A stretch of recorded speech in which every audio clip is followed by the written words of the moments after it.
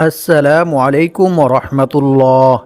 প্রিয় দর্শক, যখনই আপনার হঠাৎ করে অনেক বেশি টাকা পয়সা ধন সম্পদের প্রয়োজন হবে এবং যখনই আপনি অনেক বেশি বিপদ আপদ বালা মুসিবত দুঃখ কষ্ট দুশ্চিন্তা পেরেশানি অভাব অনটন দারিদ্রতা ও ঋণের মধ্যে থাকবেন, তখনই আপনি সকালে ফজর নামাজের পর সূরা ইখলাস ও ইস্তেগফারের এই গোপন আমলটি করুন। ইনশাআল্লাহ আল্লাহ তাআলা আপনার সকল বিপদ আপদ বালা মুসিবত দুঃখ কষ্ট দুশ্চিন্তা পেরেশানি অভাব অনটন দারিদ্রতা ও ঋণ দূর করে দিবেন এবং আল্লাহ পাক রব্বুল আলামিন আপনাকে গায়বীভাবে অনেক টাকা পয়সা ধন সম্পদ দিয়ে সাহায্য করবেন। যেভাবে আল্লাহ তাআলা আকাশ থেকে গায়বীভাবে স্বর্ণমুদ্রা ধন সম্পদ পাঠিয়ে হযরত আইয়ুব আলাইহিস সালামকে এবং অনেক সাহাবায়ে কিরামদেরকে সাহায্য করেছিলেন। সুবহানাল্লাহ। সম্মানিত ভিউয়ার্স, সকালে ফজরের নামাজের পর সূরা ইখলাস ও ইস্তেগফারের কোন আমলটি করিলে আল্লাহ তাআলা আপনাকে এই সকল পুরস্কারগুলি দান করবেন, সে আমলটি সম্পর্কে জানতে চাইলে ভিডিওটি স্কিপ না করে সম্পূর্ণ ভিডিওটি মনোযোগ দিয়ে দেখতে থাকুন। আর ভিডিওটি ভালো লাগলে লাইক কমেন্ট শেয়ার করে চ্যানেলটি সাবস্ক্রাইব করে আমাদের পাশে থাকুন। সম্মানিত ভিউয়ার্স, সকালে ফজরের নামাজের পর সূরা ইখলাস ও ইস্তেগফারের এই গোপন আমলটি করুন। ইনশাআল্লাহ অল্প কিছুদিনের মধ্যে আল্লাহ তাআলা আপনার সকল অভাব অনটন দারিদ্রতা ও ঋণ দূর করে দিবেন এবং আল্লাহ পাক রব্বুল আলামিন আপনাকে গায়বীভাবে অনেক টাকা পয়সা ধন সম্পদ দিয়ে সাহায্য করবেন। এমনকি এক সাহাবী নিজেও সূরা ইখলাসের আমল করার ফলে অল্প কিছুদিনের মধ্যে অভাব অনটন দারিদ্রতা থেকে মুক্ত হয়ে অনেক টাকা পয়সা ধন সম্পদের মালিক হয়ে গিয়েছিল। সুবহানাল্লাহ। আর এটা কোনো সাধারণ আমল নয়, বরং স্বয়ং রাসূল সাল্লাল্লাহু আলাইহি ওয়াসাল্লাম নিজে সাহাবায়ে কিরামদেরকে সূরা ইখলাসের আমল শিখিয়েছিলেন। সুবহানাল্লাহ। সম্মানিত ভিউয়ার্স, এখন আমি আপনাদেরকে জানিয়ে দেব হযরত আইয়ুব আলাইহিস সালাম কোন আমল করার কারণে এবং কি দোয়া পাঠ করার কারণে আল্লাহ তাআলা আকাশ থেকে গায়বীভাবে স্বর্ণমুদ্রা ধন সম্পদ পাঠিয়ে সাহায্য করেছিলেন। সুবহানাল্লাহ। হাদিস শরীফের মধ্যে বলা হয়েছে হযরত আইয়ুব আলাইহিস সালামের দুইটি উঠান ছিল, একটি ছিল গম শুকানোর জন্য আর অন্যটি ছিল জব শুকানোর জন্য। মহান আল্লাহ তাআলা সেই দুইটি উঠানের উপর 2 খণ্ড মেঘমালা পাঠালেন। এক খণ্ড মেঘমালা সেই গমের উঠানে এমনভাবে স্বর্ণ ফেলল যে সেটি পূর্ণ হয়ে গেল। সুবহানাল্লাহ। অন্য মেঘমালাটি অপর উঠানের মধ্যে এমনভাবে রৌপ্য বর্ষণ করল যে সেটিও পূর্ণ হয়ে গেল। সুবহানাল্লাহ। আল্লাহু আকবার। সহিহ ইবনে হিব্বান হাদিস নং 2898। এছাড়াও অন্য এক হাদিসে বলা হয়েছে আল্লাহর পক্ষ থেকে ঝাঁকে ঝাঁকে স্বর্ণের পঙ্গপাল আইয়ুব আলাইহিস সালামের নিকট এসেছিলেন এবং তিনি সেগুলি সংগ্রহ করেছিলেন। রাসূল সাল্লাল্লাহু আলাইহি ওয়াসাল্লাম বলেন, একবার হযরত আইয়ুব আলাইহিস সালাম গোসল করতেছিলেন, এমন্ত অবস্থায় এক ঝাঁক স্বর্ণের পঙ্গপাল তার উপর পড়তে শুরু করেন এবং তিনি সেগুলি মুঠি মুঠি করে তার কাপড়ে জমা করছিলেন। সুবহানাল্লাহ। আল্লাহু আকবার। বুখারী শরীফ হাদিস নং 7493। সম্মানিত ভিউয়ার্স, সূরা ইখলাস পবিত্র কোরআন মাজিদের খুবই ক্ষুদ্রতম একটি সূরা। আমি আশা করছি আপনারা সকলেই সূরাটি জানেন। তারপরেও সহিশুদ্ধভাবে আমি আপনাদেরকে সূরা ইখলাস পাঠ করে শোনাবো। ইনশাআল্লাহ আপনারা আমার থেকে শুনে শুনে সহিশুদ্ধভাবে সূরা ইখলাস মুখস্থ করে নেবেন, কারণ এই আমলটি করার জন্য অবশ্যই আপনাদেরকে সূরা ইখলাস সহিশুদ্ধভাবে পাঠ করতে হবে। তাই আপনারা আমার থেকে শুনে শুনে সহিশুদ্ধভাবে সূরা ইখলাস মুখস্থ করে নেবেন। আউযু বিল্লাহি মিনাশ শাইতানির রাজীম। বিসমিল্লাহির রহমানির রহিম। কুল হুয়াল্লাহু আহাদ আল্লাহুস সামাদ লাম ইয়ালিদ ওয়া লাম ইউলাদ ওয়া লাম ইয়াকুল লাহু কুফুয়ান আহাদ। সাদাকাল্লাহুল আযীম। সম্মানিত ভিউয়ার্স, আমলটি করার জন্য আপনাদেরকে বেশি কিছু করতে হবে না। শুধু আমি যে নিয়ম বলে দেব সেই নিয়মে আপনারা পবিত্র কোরআন মাজিদের এই ছোট্ট সূরা অর্থাৎ সূরা ইখলাস পাঠ করে আমল করবেন। তাহলে ইনশাআল্লাহ অল্প কিছুদিনের মধ্যে আল্লাহ তাআলা আপনাদের সকল অভাব অনটন দারিদ্রতা ও ঋণ দূর করে দিবেন এবং আল্লাহ পাক রব্বুল আলামিন আপনাদেরকে গায়বীভাবে অনেক টাকা পয়সা ধন সম্পদ দিয়ে সাহায্য করবেন। সুবহানাল্লাহ। তবে মনে রাখতে হবে, প্রতিটি আমল করার জন্য অবশ্যই আল্লাহর উপর এবং আল্লাহর কোরআনের উপর দৃঢ় বিশ্বাস রাখতে হবে, তবেই আপনি আমলটি করে রেজাল্ট পাবেন। এবং উপকৃত হবেন, অন্যথায় আপনার এই আমল বৃথা হয়ে যাবে। কারণ আল্লাহ তাআলা বলেন, আমি এই কোরআন সৃষ্টি করেছি মুমিনদের শেফার জন্য, আর যারা আল্লাহর উপর বিশ্বাস রাখে, আল্লাহর উপর ভরসা করে, তাদের জন্য আল্লাহই যথেষ্ট। আল্লাহ তাআলা তাদের মনের সকল ইচ্ছা পূর্ণ করবেনই। সুবহানাল্লাহ। তাই আমলটি করার জন্য অবশ্যই আপনাদেরকে মনে প্রাণে বিশ্বাস রাখতে হবে যে আমি এই আমলটি করার ফলে আল্লাহ তাআলা আমাকে গাইবীভাবে টাকা পয়সা ধন সম্পদ দিয়ে সাহায্য করবেন, যেভাবে আল্লাহ তাআলা তার নবী হযরত আইয়ুব আলাইহিস সালামকে এবং অনেক সাহাবা ইকরামদেরকে সাহায্য করেছিলেন। সুবহানাল্লাহ। সম্মানিত ভিউয়ার্স, এখন আমি আপনাদেরকে সূরা ইখলাসের কিছু বিশেষ ফজিলতের বিষয়ে কোরআন এবং হাদিস থেকে জানিয়ে দেব, যে ফজিলতগুলি সম্পর্কে জানলে আপনারা বুঝতে পারবেন যে সূরা ইখলাস কতটা গুরুত্বপূর্ণ এবং মর্যাদাপূর্ণ একটি সূরা। এক সাহাবী যুদ্ধের ময়দানে নামাজের ইমামতি করার সময় বারবার সূরা ইখলাস পাঠ করেন। অন্য সাহাবীরা যুদ্ধ থেকে ফিরে এসে রাসূল সাল্লাল্লাহু আলাইহি ওয়াসাল্লামকে এই বিষয়টি সম্পর্কে অবগত করেন। রাসূল সাল্লাল্লাহু আলাইহি ওয়াসাল্লাম তাদেরকে বললেন, তোমরা তাকে গিয়ে জিজ্ঞেস করো কেন সে এরূপ করেছে। সাহাবীরা যখন তাকে জিজ্ঞেস করলেন, তখন ওই সাহাবী জানালেন, এই সূরায় আল্লাহর গুণাবলী বর্ণিত হয়েছে, তাই আমি এই সূরাকে ভালোবাসি। অতঃপর সাহাবীরা যখন রাসূল সাল্লাল্লাহু আলাইহি ওয়াসাল্লামের কাছে গিয়ে একথা বললেন, তখন রাসূল সাল্লাল্লাহু আলাইহি ওয়াসাল্লাম তাদেরকে বললেন, তোমরাও তাকে গিয়ে বলো আল্লাহ তাআলাও তাকে ভালোবাসেন। সুবহানাল্লাহ। বুখারী শরীফ, হাদিস নং 7375। সম্মানিত ভিউয়ার্স, একটু চিন্তা করে দেখুন, যে ব্যক্তিকে স্বয়ং আল্লাহ তাআলা নিজে ভালোবাসেন, আল্লাহ তাআলা নিজে পছন্দ করেন, সে ব্যক্তির কি আর কোনো বিপদ আপদ, বালা মুসিবত, দুঃখ কষ্ট, দুশ্চিন্তা, পেরেশানি, অভাব অনটন, দারিদ্রতা ও ঋণ থাকতে পারে? কখনোই না। বরং আল্লাহ তাআলা নিজ অনুগ্রহে ওই ব্যক্তির সকল বিপদ আপদ, বালা মুসিবত, দুঃখ কষ্ট, পেরেশানি, অভাব অনটন, দারিদ্রতা ও ঋণ দূর করে দিবেন ইনশাআল্লাহ। তাই আপনারা আজকের ভিডিও থেকে সূরা ইখলাস ও ইস্তেগফারের এই আমলটি শিখে নিয়ে ইনশাআল্লাহ অবশ্যই আমলটি করার চেষ্টা করবেন। অন্য এক হাদিসে বলা হয়েছে, রাসূল সাল্লাল্লাহু আলাইহি ওয়াসাল্লামের কাছে একবার এক সাহাবী এসে বললেন, হে আল্লাহর রাসূল সাল্লাল্লাহু আলাইহি ওয়াসাল্লাম, আমি সূরা ইখলাসকে ভালোবাসি। তখন রাসূল সাল্লাল্লাহু আলাইহি ওয়াসাল্লাম তাকে বললেন, এ ভালোবাসা তোমাকে জান্নাতে প্রবেশ করাবে। সুবহানাল্লাহ। বুখারী শরীফ, হাদিস নং 774। অপর এক হাদিসে বলা হয়েছে, আবু হুরায়রা রাদিয়াল্লাহু তাআলা আনহু থেকে বর্ণিত, তিনি বলেন, আমি রাসূল সাল্লাল্লাহু আলাইহি ওয়াসাল্লামের সাথী ছিলাম। এমন সময় এক ব্যক্তি সূরা ইখলাস তিলাওয়াত করতেছিল। রাসূল সাল্লাল্লাহু আলাইহি ওয়াসাল্লাম তার তিলাওয়াত শুনে বললেন, ওয়াজিব হয়ে গেছে। আমি জিজ্ঞেস করলাম, কি ওয়াজিব হয়ে গেছে হে আল্লাহর রাসূল সাল্লাল্লাহু আলাইহি ওয়াসাল্লাম? তিনি বললেন, জান্নাত। সুবহানাল্লাহ। মুয়াত্তা মালিক, হাদিস নং 257। সম্মানিত ভিউয়ার্স, এখন আমি আপনাদেরকে জানিয়ে দেব সূরা ইখলাস কি নিয়মে পাঠ করে আমল করিলে আল্লাহ তাআলা আপনার 50 বছরের গুনাহ ক্ষমা করে দিবেন। সুবহানাল্লাহ। রাসূল সাল্লাল্লাহু আলাইহি ওয়াসাল্লাম বলেন, যে ব্যক্তি প্রতিদিন 200 বার সূরা ইখলাস পাঠ করবে, তার 50 বছরের গুনাহ ক্ষমা করে দেওয়া হবে। সুবহানাল্লাহ। তবে ঋণ থাকলে তা মাফ হবে না।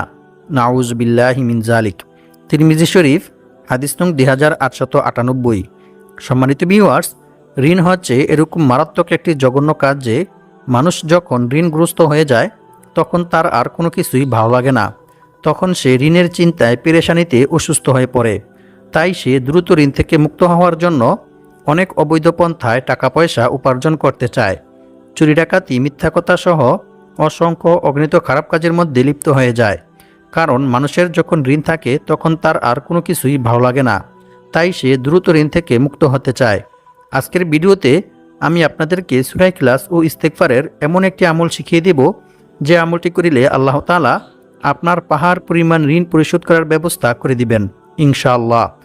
তাই ভিডিওটি না টেনে সম্পূর্ণ ভিডিওটি মনোযোগ দিয়ে দেখতে থাকুন।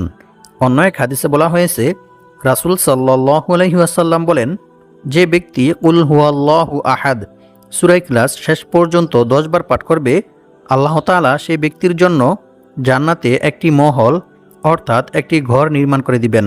সুবহানাল্লাহ। আল্লাহু আকবার। মুসনাদে আহমদ, হাদিস নং 15610। অপর এক হাদিসে বলা হয়েছে, আবু সাঈদ খুদরি রাদিয়াল্লাহু তাআলা আনহু থেকে বর্ণিত, তিনি বলেন, এক ব্যক্তি অন্য এক ব্যক্তিকে রাতে বারবার সূরা ইখলাস পাঠ করতে শুনেন। অতঃপর সকাল হলে ওই ব্যক্তি রাসূল সাল্লাল্লাহু আলাইহি ওয়াসাল্লামকে এই বিষয়টি সম্পর্কে অবগত করেন। রাসূল সাল্লাল্লাহু আলাইহি ওয়াসাল্লাম তার এ কথা শুনে বললেন, ওই সত্তার শপথ যার হাতে আমার প্রাণ, অবশ্যই এই সূরা অর্থাৎ সূরা ইখলাস পবিত্র কোরআন মাজিদের 1/3 সমান। সুবহানাল্লাহ। বুখারী শরীফ হাদিস নং 5013। অর্থাৎ যে ব্যক্তি সূরা ইখলাস 3 বার পাঠ করবে তার আমলনামায় 1 খতম কোরআন তিলাওয়াত করার সওয়াব লেখা হবে। সুবহানাল্লাহ। সম্মানিত ভিউয়ার্স, সূরা ইখলাসের এই সকল ফজিলত শুনে বুঝতেই পারতেছেন যে সূরা ইখলাস কতটা গুরুত্বপূর্ণ এবং ফজিলতপূর্ণ একটি সূরা। তাই আপনারা যদি আমার বলা নিয়ম মেনে সঠিকভাবে সূরা ইখলাস ও ইস্তেগফারের এই আমলটি করতে পারেন, তাহলে ইনশাআল্লাহ আল্লাহ তাআলা অল্প কিছুদিনের মধ্যে আপনাদের সকল বিপদ আপদ, বালা মুসিবত, অভাব অনটন, দারিদ্রতা ও ঋণ দূর করে দিবেন এবং আল্লাহ পাক রব্বুল আলামিন আপনাদেরকে গায়বীভাবে অনেক টাকা পয়সা, ধন সম্পদ দিয়ে সাহায্য করবেন। এমনকি এক সাহাবী নিজেও সূরা ইখলাসের আমল করার ফলে অল্প কিছুদিনের মধ্যে অভাব অনটন, দারিদ্রতা থেকে মুক্ত হয়ে অনেক টাকা পয়সা, ধন সম্পদের মালিক হয়ে গিয়েছিল। সুবহানাল্লাহ। সম্মানিত ভিউয়ার্স, আমলটি করার জন্য অবশ্যই আপনাদেরকে সকালে ফজরের নামাজ জামাতের সহিত আদায় করতে হবে, আর মেয়েরা ঘরেই আদায় করবেন। তারপর পাক পবিত্র পরিষ্কার পরিচ্ছন্ন একটি জায়গায় বসে পাক পবিত্র পরিষ্কার পরিচ্ছন্ন হয়ে আমলটি করবেন। আমলটি করার জন্য আপনাদেরকে প্রথমে একটি বিশেষ দুরূদ শরীফ পাঠ করতে হবে, কারণ হযরত ওমর বিন খাত্তাব রাদিয়াল্লাহু তাআলা আনহু বলেন, নিশ্চয়ই বান্দার কোনো দোয়া বা আমল আল্লাহ তাআলার দরবারে ততক্ষণ পর্যন্ত পৌঁছায় না যতক্ষণ পর্যন্ত না বান্দা তার নবীর প্রতি দুরূদ পাঠ না করে। অর্থাৎ যে কোনো দোয়া বা আমল করার পূর্বে রাসূল সাল্লাল্লাহু আলাইহি ওয়াসাল্লামের উপর দুরূদ পাঠ না করা হলে সে দোয়া বা আমল আল্লাহ তাআলার দরবারে পৌঁছায় না। তা আসমান ও জমিনের মধ্যবর্তী স্থানে আল্লাহ তাআলা ঝুলন্ত অবস্থায় আড়াল করে রেখে দেন। নাউযুবিল্লাহি মিন যালিক। তাই আপনাদেরকে প্রথমে একটি বিশেষ দুরূদ শরীফ পাঠ করতে হবে, এরপর একটি ইস্তেগফার পাঠ করতে হবে। ইস্তেগফার পাঠ করিলে আল্লাহ তাআলা বান্দাকে কি পুরস্কার দান করেন এবং বান্দার প্রতি কি পরিমাণ খুশি হন তা আপনারা জানলে অবাক হয়ে যাবেন। ইস্তেগফার পাঠ করিলে যে শুধু গুনাহ মাফ হয় এমনটা নয়, বরং আল্লাহ তাআলা বান্দার তাওবা ইস্তেগফারের মধ্যে রেখেছেন অসংখ্য অগণিত উপকার ও পুরস্কার। ইস্তেগফার পাঠ করিলে আল্লাহ তাআলা বান্দাকে কি পুরস্কার দান করেন সেই সম্পর্কে আল্লাহ তাআলা পবিত্র কোরআনের মধ্যে বলেন, আর যে ব্যক্তি আল্লাহকে ভয় করবে আল্লাহ তাআলা তার সমস্ত সমস্যা থেকে উত্তরণের পথ বের করে দিবেন, আর তাকে এমন জায়গা থেকে রিজিক দান করবেন যা সে কল্পনাও করতে পারবে না। অর্থাৎ অকল্পনীয় উৎস থেকে গায়বীভাবে আল্লাহ তাআলা তার রিজিকের ব্যবস্থা করে দিবেন। সুবহানাল্লাহ। আর যে ব্যক্তি আল্লাহর উপর ভরসা করবে তার জন্য তিনিই যথেষ্ট হবেন। নিশ্চয়ই আল্লাহ তাআলা তার সমস্ত ইচ্ছা পূর্ণ করবেনই। সুবহানাল্লাহ। সূরাতুত তলাক আয়াত নং 2-3। সম্মানিত ভিউয়ার্স, আল্লাহ তাআলাকে ভয় করার সর্বোত্তম মাধ্যম হচ্ছে তাওবা ইস্তেগফার করা, ক্ষমা প্রার্থনা করা। বান্দার দ্বারা ইচ্ছায় কিংবা অনিচ্ছায় কোনো গুনাহ সংঘটিত হয়ে গেলে বান্দা যদি আল্লাহর ভয়ে, আল্লাহর আযাবের ভয়ে আল্লাহ তাআলার নিকট তাওবা ইস্তেগফার করে ক্ষমা প্রার্থনা করে, তাহলে আল্লাহ তাআলা অনেক খুশি হন এবং আল্লাহ তাআলা বান্দার প্রতি খুশি হয়ে বান্দাকে অসংখ্য অগণিত পুরস্কার দান করেন। রাসূল সাল্লাল্লাহু আলাইহি ওয়াসাল্লাম বলেছেন, যে ব্যক্তি বেশি বেশি তাওবা ইস্তেগফার পাঠ করবে আল্লাহ তাআলা তার সমস্ত সমস্যা থেকে উত্তরণের পথ বের করে দিবেন, তার সমস্ত বিপদ আপদ, বালা মুসিবত, দুঃখ কষ্ট, পেরেশানি, অভাব অনটন, দারিদ্রতা দূর করে দিবেন এবং আল্লাহ পাক রব্বুল আলামিন তাকে এমন জায়গা থেকে রিজিক দান করবেন যা সে কল্পনাও করতে পারবে না। অর্থাৎ তার ধারণার বাইরে থেকে গায়বীভাবে আল্লাহ তাআলা তার রিজিকের ব্যবস্থা করে দিবেন। সুবহানাল্লাহ।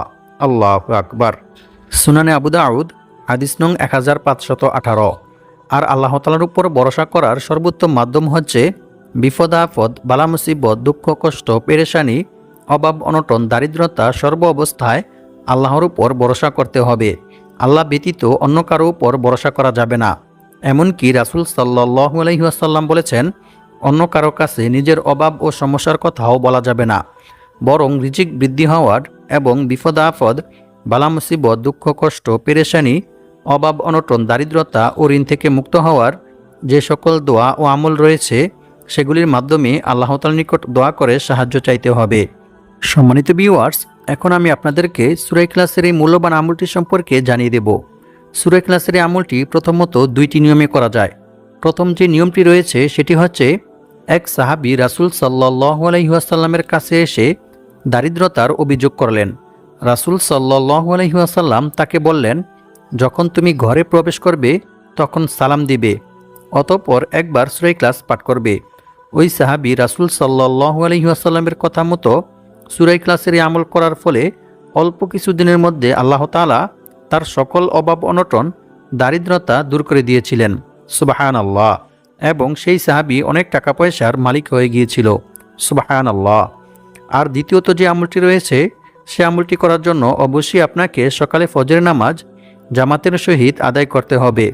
এরপর পাক পবিত্র পরিষ্কার পরিচ্ছন্ন হয়ে একটি পাক পবিত্র পরিষ্কার পরিচ্ছন্ন জায়গায় বসে আমলটি করবেন। আমলটি করার জন্য প্রথমে একটি বিশেষ দুরূদ শরীফ পাঠ করতে হবে। দুরূদ শরীফটি হচ্ছে, আল্লাহুম্মা সাল্লি ওয়া সাল্লিম আলা নাবিয়িনা মুহাম্মদ। এই দুরূদ শরীফটি ৮১ বার পাঠ করবেন। এরপর লা হাওলা ওয়ালা কুওয়াতা ইল্লা বিল্লাহ, এই ইস্তেগফারটি ১০০ বার পাঠ করবেন। এই ইস্তেগফারটি পাঠ করিলে আল্লাহ তাআলা আপনার রিজিক বৃদ্ধি করে দিবেন। এরপর আরও একটি ইস্তেগফার পাঠ করবেন। সেই ইস্তেগফারটি হচ্ছে, আল্লাহুম্মা ইন্নী আউযু বিকা মিনাল কিল্লাতি ওয়াল ফাকরি ওয়াল যিল্লাতি ওয়া আউযু বিকা আন আজলিমা আও উজলিমা। এই ইস্তেগফারটি ১১ বার পাঠ করতে হবে। এই ইস্তেগফারটি পাঠ করিলে আল্লাহ তাআলা আপনার সকল অভাব অনটন, দারিদ্রতা দূর করে দিবেন। সুবহানাল্লাহ। এরপর আরও একটি ইস্তেগফার পাঠ করবেন। সেই ইস্তেগফারটি হচ্ছে, আল্লাহুম্মা গফিরলি যামবি ওয়া ওয়াসি'লি ফি দারি ওয়া বারিকলি ফি রিজকি। এই ইস্তেগফারটি ২৭ বার পাঠ করবেন। এই ইস্তেগফারটি পাঠ করিলে আল্লাহ তাআলা আপনার সকল বিপদ আপদ, বালা মুসিবত, দুঃখ কষ্ট, পেরেশানি, অভাব অনটন, দারিদ্রতা ও ঋণ দূর করে দিবেন এবং আল্লাহ পাক রব্বুল আলামিন আপনাকে গায়বীভাবে অনেক টাকা পয়সা, ধন সম্পদ দিয়ে সাহায্য করবেন। সুবহানাল্লাহ। এরপর সুবহানাল্লাহ ৫৫ বার, আলহামদুলিল্লাহ ৫৫ বার পাঠ করবেন। তারপর ইয়া রাজ্জাকু, এই ইসমে আজমটি ২১ বার পাঠ করবেন। এরপর ইয়া কাদি আল হাজাত, এই দোয়াটি ১০ বার পাঠ করবেন। এরপর সূরা ইখলাস ২১ বার পাঠ করবেন। প্রত্যেকবার সূরা ইখলাস পাঠ করার পূর্বে বিসমিল্লাহির রহমানির রহিম পাঠ করে নেবেন। এরপর কয়েকবার দুরূদ শরীফ ও ইস্তেগফার পাঠ করে আল্লাহ তাআলার নিকট দোয়া করবেন। আপনি দোয়ার মধ্যে যা চাইবেন ইনশাআল্লাহ আল্লাহ তাআলা আপনাকে তাই দান করবেন। তবে দোয়ার মধ্যে আরও একটি দোয়া পাঠ করবেন।